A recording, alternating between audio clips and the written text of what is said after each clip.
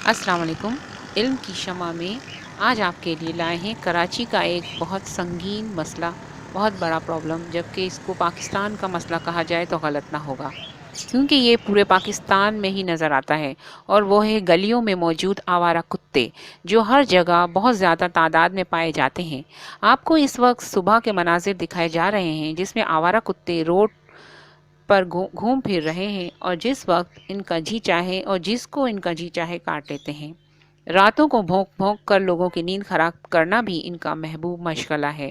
Park جو آپ کو نظر آ رہا ہے، اس میں ہر وقت یہ گھومتے پھرتے نظر آتے ہیں، اور واکنگ کرنے والے لوگوں کو جو کہ یہاں واکنگ کرنے آتے ہیں، ان کو بھی بہت تنگ کرتے ہیں، بلکہ ٹریک پر یہ کتے ہی بہت زیادہ تعداد میں گھوم رہے ہوتے ہیں۔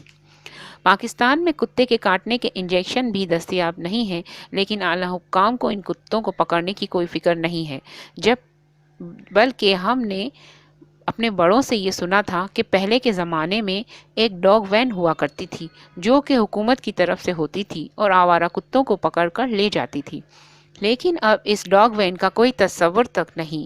یہ کتے کھلے عام گھومتے ہیں اور جسے مرضی ہو کاٹ لیتے ہیں۔ لیاقت آباد میں 10 بچے ان کتوں کے کاٹنے سے زخمی ہوئے، اور پھر لوگوں نے اپنی مدد آپ کے تحت ان کتوں کو زہر دیا۔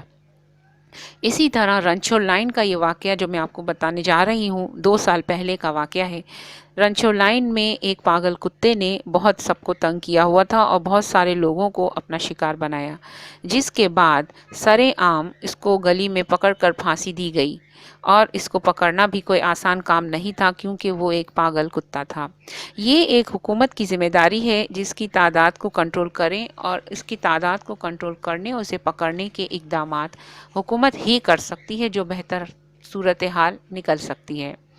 حال ہی میں ملتان میں تقریباً 10 بچوں کو کتوں نے کاٹا، اور وہ بہت ہی زیادہ خوفزدہ ہو گئے، اور پھر لوگوں نے اسی طرح اپنی مدد آپ کے تحت اقدامات کیے۔ میری اس ویڈیو کا مقصد اعلیٰ حکام تک اس مسئلے کو پہنچانا ہے، تاکہ پاکستان کے شہری سکھ کا سانس لیں، کیونکہ بچے ان کتوں کا آسان شکار ہوتے ہیں۔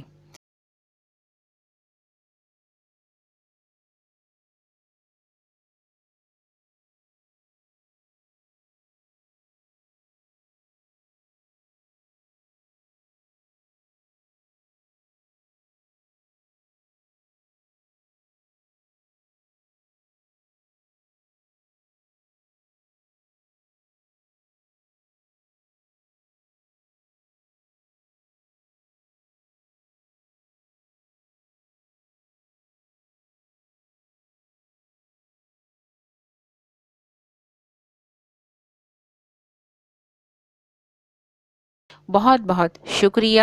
اللہ نگہبان۔